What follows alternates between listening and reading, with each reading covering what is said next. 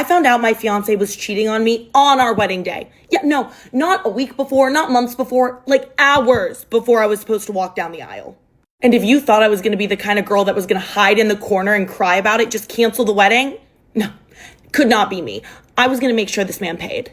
So let me tell you how I got my revenge. I wake up the morning of my wedding surprisingly calm, no cold feet, no crazy wedding jitters, until I check my phone. And that's when I see I have a DM on Instagram from an account that I don't follow. And at this point, I think my biggest concern of the day is whether my curls are gonna hold during the ceremony. But when I open this message, I realize my concerns are a lot bigger than that. The message from this random girl reads, "Hey, so sorry, didn't realize he was engaged, but thought you would wanna know what your fiance did during his bachelor party." And there they are. There are literally almost 50 photos of my fiance and this girl kissing, looking like a couple, for tons of screenshots of text between them, laying out exactly what happened during his bachelor party, that they were spending that entire weekend together.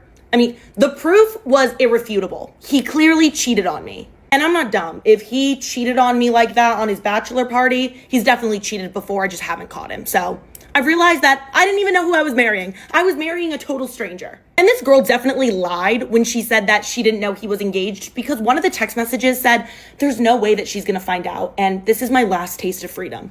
So yeah, she definitely knew he had a fiance and was about to get married. Why even lie? But whatever. My issue was with him, not with her, and I'm just glad that she told me before it was too late and I married the man. So I immediately go and show my best friend / maid of honor all of these messages, and she's shocked. She's angry and upset, and she's like, "Okay, what are we gonna do? What is the plan? Are we running right now?" And I said, "Absolutely not. Give me my dress. It's time for me to put it on." And she is so confused because she assumed that I was gonna cancel the wedding, but no, that is not what I was gonna do. I sat her down and told her the plan that I had to get revenge on this man. And she was so in. I love her. So it's time for the ceremony. It's time for me to get married. And the ceremony space looks absolutely beautiful. Better than I could have ever imagined. It was my dream wedding, except obviously not my dream man. He is up there looking like he just stepped out of a magazine ad. I start walking down the aisle and he is crying. I'm like, okay, you little faker. I don't believe any emotion you've ever expressed to me in our lives. During my fiance's vows, I am trying so hard to keep it together. If I wouldn't have known he cheated, I would have been in tears. They were beautiful, but knowing what he did, it was just comical. He was talking about how much he loved me, how he would always protect my heart. He would always support me. We were a team. He would always be loyal to me. Okay, really? How is he standing there with a straight face saying this to me? But I keep it together. I just have a little soft smile on my face, like the whole time. And I feel like he might have been a little confused why I wasn't crying, because I am a crier, but you know, he wasn't too suspicious at this point. But then it was time for me to give my vows, and that's where the real fun started. I started off my vows by saying, "Babe, standing in front of you right now, about to say I do to become your wife, there aren't a lot of words to express what I'm feeling. So I thought it would be best if I showed you." And right then, from behind us, a screen lowered and the projector turned on to play a presentation that my maid of honor and I created while we were getting ready. Yeah, I think you know where this is going. I continued by saying, "The reason I don't know what to say to you is because I don't know you. You're a stranger to me. I thought you were the love of my life, my soulmate, but really, you're just a pathological liar who almost forced me into a marriage while deceiving me. Who knows how many times you've cheated on me?" And as I'm saying all of this, the photos and text messages that girl sent me were playing in the background. This man looked like he was going to projectile vomit everywhere. His family is all sobbing. My family is just shook. I told him I could choose to stand here and be devastated, but instead, I am so lucky I found out before it was too late, and I had a son with you and had to do everything in my power to make him turn out not just like you. I then turned to all the guests and say, "And we're still gonna celebrate that because the food's already paid for, the open bar is paid for, so let's go celebrate." Turned to my fiance and said, "Yeah, not you, you're gonna go and never speak to me again, but the rest of us, we're gonna have a day." And I walked right down that aisle with all my bridesmaids following me. The guests were a little confused at first, but yeah, they ended up kind of following as well, and we all went to the reception, and I just pushed everything to the back, just pretended like everything was fine, because you know what? I didn't end up with that man. And I could have ended up marrying that man. Horrible. The next thing to decide is who I'm going to go on the honeymoon with, and ended up marrying that man. Horrible. The next thing to decide is who I'm going to go on the honeymoon with, and I'm kind of thinking his best friend. He's always had a thing for me. Okay, my best friend's busy, so I'm gonna tell y'all instead. So there's this boy that lives on my street, and I've never seen him before, but my mom was like showing me a picture, and she was like, Sheree, like this boy, like he's so cute, like he was walking by the house the other day, and she showed me the picture, and it was like behind him, like it didn't show his face or nothing, and I was just like, like whatever, you know, like.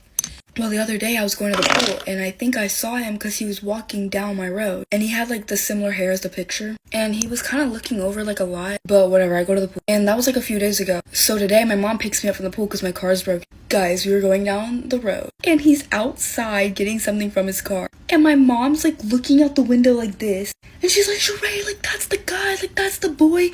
Immediately turned the car around to drive by his house again while he's outside. And we drive by, and he's obviously staring right into the car. And she's like, Sheree, look at him, look at him. And I'm wearing like the same sunglasses as I was the other day. Like I wouldn't be surprised if he recognized me, because come on, like. And she was like, Sheree, like I'm gonna send a package to that house, and you're gonna go pick it up and pretend that it was a mistake.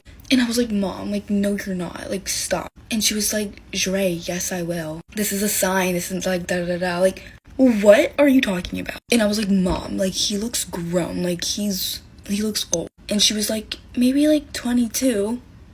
Girl, huh?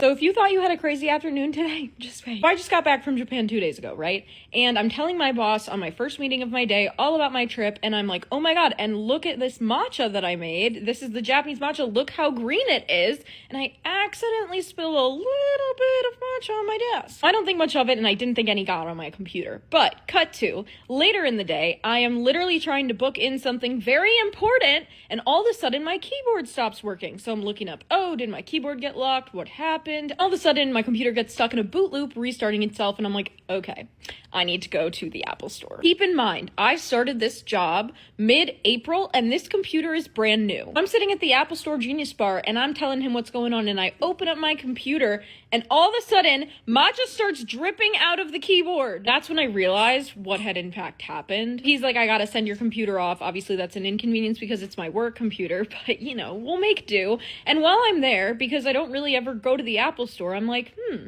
I kind of want a new phone. I've done this before. Last time I went to the Apple Store with my friend who got her phone stolen, I ended up getting a new phone. But anyways, I'm like, okay, yeah, can I talk to someone about like maybe upgrading my phone, like hearing about the trade-in, whatever. Cut to, I end up purchasing a new phone. So we're sitting there trying to restore my 100,000 photos onto my new phone, which is obviously taking a while, and none of my apps are downloading because of that. It's like, oh, it could take hours for everything to download, and then I realized I don't have Uber downloaded, so I can't get home. So I tell him this, and he's like, okay, we're gonna order the Uber on your old phone, and 1 minute before it gets here, we're gonna shut your phone off because you need to type your password in. I'm like, cool, awesome, the Uber's 1 minute away, we press shut off phone, and all of a sudden, as it's loading to shut off my phone, we get a notification that the Uber canceled. My phone shuts off. So now, I am stuck at the Apple Store with no Uber and cannot get home. And mind you, the Apple Store is about to close. I'm sitting there pressing prioritize download, and it's not downloading. Anyways, after a long time of waiting, finally get Uber to download.